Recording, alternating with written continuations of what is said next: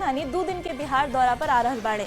NDA में जहां शाह के दौरा के लेके उत्साह बा तो विपक्ष में खलबली मचल बा। यह 2 दिन के दौरा में अमित शाह एक अणे मार्ग में सीएम आवास में नीतीश कुमार से मुलाकात करी है। चुनाव से पहले यह मुलाकात के बेहद खास मानल जा रहल बा। शाह के दौरा से पहले बीजेपी कार्यकर्ता पूरा पटना के अमित शाह के पोस्टर से पाट देले बने।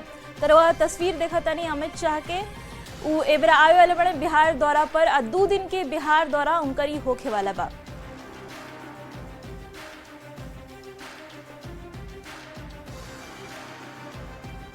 तो चलिए अभी खबर के बूझ ली।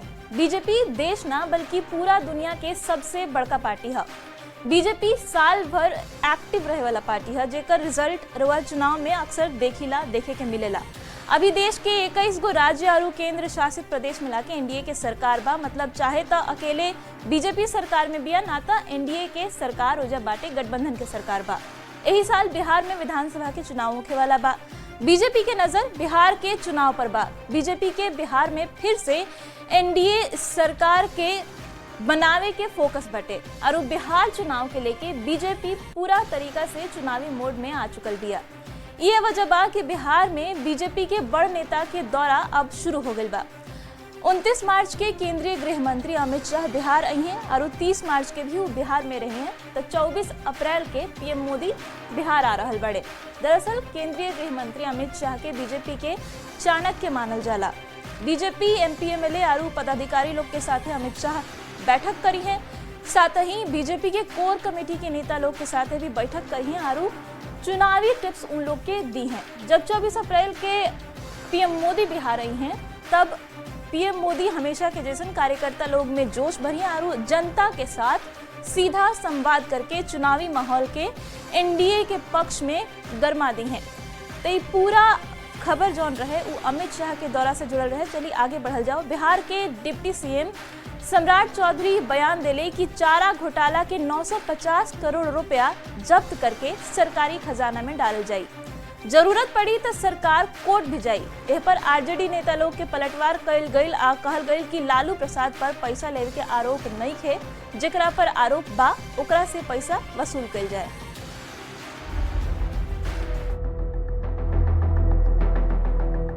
चारा घोटाला एगो ऐसा शब्द जेकरा के सुनते ही 90 के दशक के तस्वीर याद आ जाला, जब यही घोटाला के आरोप में लालू प्रसाद के मुख्यमंत्री पद छोड़े के पड़ल रहे। लालू प्रसाद के साथ कई गो लोग इस मामला में दोषी करार देहल गई, सजा भी भइल और जेल से लेके अस्पताल तक के चक्कर लगावे के पड़ल। दोषी के तो सजा मिल गई, बाकी सरकार के खजाना से जवन पैसा के अवैध निकासी भइल ओकर का।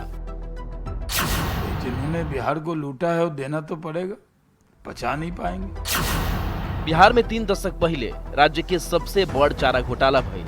सरकार के खजाना से अवैध रूप से 950 करोड़ रुपया निकालल गई। अब करीब 29 साल बाद राज्य सरकार घोटाला के पैसा वसूले के तैयारी में बिया। और इसमें कौन है नहीं है इससे मतलब नहीं है। जो लोग भी चारा घोटाला में हैं, सबकी संपत्ति को कुर्क करके और न्यायालय के सामने समर्पित किया जाएगा। न्यायालय के द्वारा सरकार के खजाने में पैसा आए, यह सरकार की चिंता है। सरकार के फैसला से बिहार के राजनीतिक पारा हाई हो गई बा। 563 पृष्ठ के जजमेंट में कहीं भी आदरणीय लालू प्रसाद जी पर पैसा गबन करने का या लेने का कहीं साक्ष्य उपलब्ध नहीं है। जिन लोगों पर 100, 150 करोड़, 200 करोड़ लेने का आरोप है, गबन करने का आरोप है, सब के सब सरकारी गवाह है। पटना हाईकोर्ट चारा घोटाला मामला के जांच सीबीआई के सौंपे घड़ी घोटाला के पैसा के वसूली के जिम्मेदारी भी दिले रहे, जेकरा के दोषी सबके संपत्ति जब्त करके वसूल करे के रहे। बाकी 3 दशक बाद भी घोटाला के 1 रुपया सरकार के खजाना में नइखे पहुंचल। न्यूज 18 खातिर पटना से शैलेंद्र कुमार और अमित कुमार के साथ है ब्यूरो रिपोर्ट।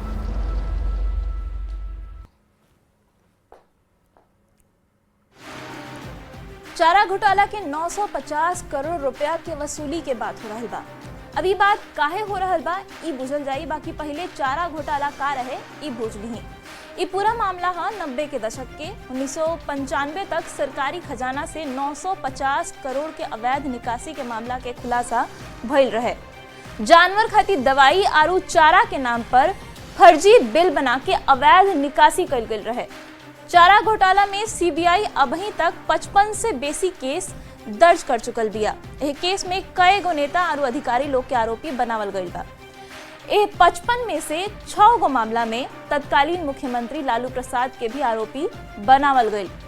अब तनी चारा घोटाला के टाइमलाइन समझ ली, कब कब का भइल एक एक करके जानी। 27 जनवरी 1996 के चारा घोटाला में करोड़ों रुपया के लूट के खुलासा भइल।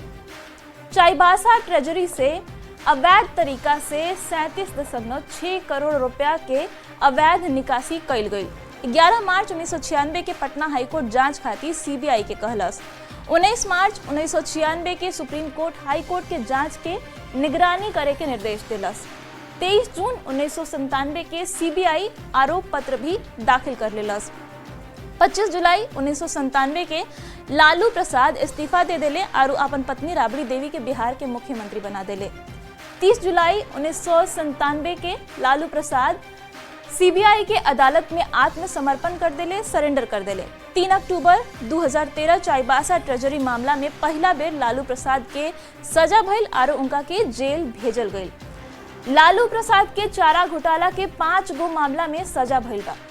3 अक्टूबर 2013 के पहला सजा, 6 जनवरी 2018 के दूसरा मामला में सजा भइल, 23 जनवरी 2018 के तीसरका सजा भइल, 15 मार्च 2018 के चौथा सजा और 21 फरवरी 2022 के 5वां सजा लालू प्रसाद के भइल।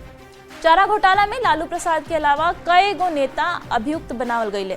बिहार के पूर्व मुख्यमंत्री डॉक्टर जगन्नाथ मिश्र, पूर्व मंत्री विद्यासागर निषाद, चंद्रदेव प्रसाद वर्मा, भोला राम तूफानी, डॉक्टर आर.के. राणा, जगदीश शर्मा और ध्रुव भगत जैसन बड़ नेता एह मामला में अभियुक्त बनावल गईले। अब सवाल बा कि चारा घोटाला के 950 करोड़ के वसूली के बाद आखिर काहे हो रहल बा, त आई इहो बूझ लेल जाओ। दरअसल पटना हाईकोर्ट ही सीबीआई के चारा घोटाला के जांच के जिम्मेदारी सौंपले रहे और जांच के जिम्मेदारी सौंपत घड़ी ही घोटाला के पैसा के वापस खजाना में लौटावे के जिम्मेदारी भी सीबीआई के देल गई रहे। कहल गई रहे कि घोटालेबाज लोग जे बा उनका लोग के संपत्ति बेच के रुपया के वसूली कइल जाओ। करीब 29 साल बाद भी एको पैसा एमे वापस नइखे भइल, एको पैसा वसूल नइखे भइल।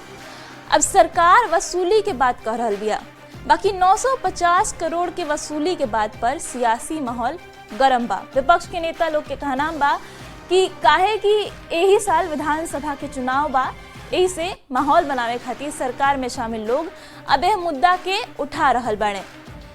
तब पूरा ई मामला रहे चारा घोटाला के एकरा के लेके पूरा सियासत अभी